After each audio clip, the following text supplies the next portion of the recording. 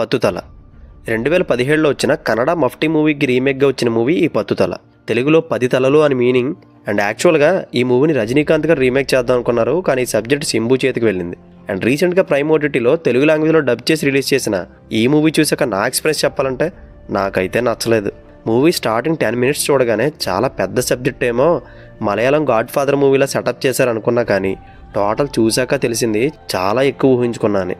And ముందుగా కథ విషయానికి వస్తే ఏపీ సీఎంని ఎవరో కిడ్నాప్ చేస్తారు. అండ్ అది చేసింది క్రైమ్ డాన్ ఏజీఆర్, అదే మన సింబు అనుకుని అండర్ కవర్ కాప్ కింద ఏజీఆర్ గ్యాంగ్లోకి ఒక పోలీస్ ఆఫీసర్ ఎంటర్ అవుతాడు.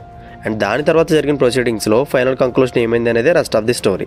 ఫస్ట్ ఆఫ్ ఆల్ ఈ మూవీని సింబు గురించే చూడాలంటే మాత్రం సెకండ్ హాఫ్ నుంచి చూడడం మంచిది. ఎందుకంటే ఫస్ట్ హాఫ్ లాస్ట్ 5 మినిట్స్లోనే సింబు ఎంటర్ అవుతాడు.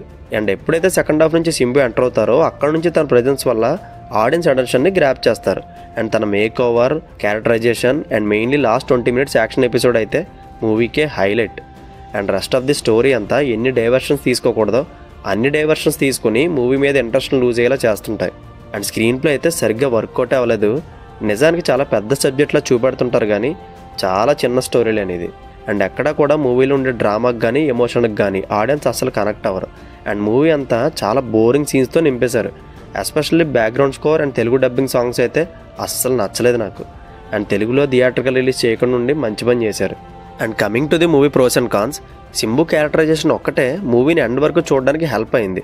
అండ్ గుణ క్యారెక్టర్ చేసిన గౌతమ్ కార్తిక్, లీలా క్యారెక్టర్ చేసిన ప్రియా భవాని వాళ్ళ రోల్స్కి జస్టిఫై చేశారు.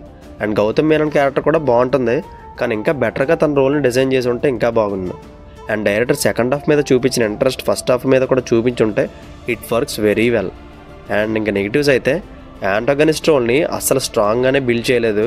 అండ్ బ్యాడ్ రైటింగ్ ఇది, and very very bad screenplay. And AR Rahman background score అయితే ఓన్లీ తమిళ్ నేటివిటీకి తగ్గట్టు సెట్ అవుతుంది, right? So that's it guys.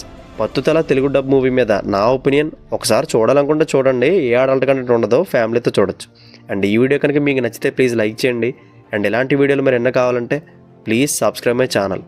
Thank you.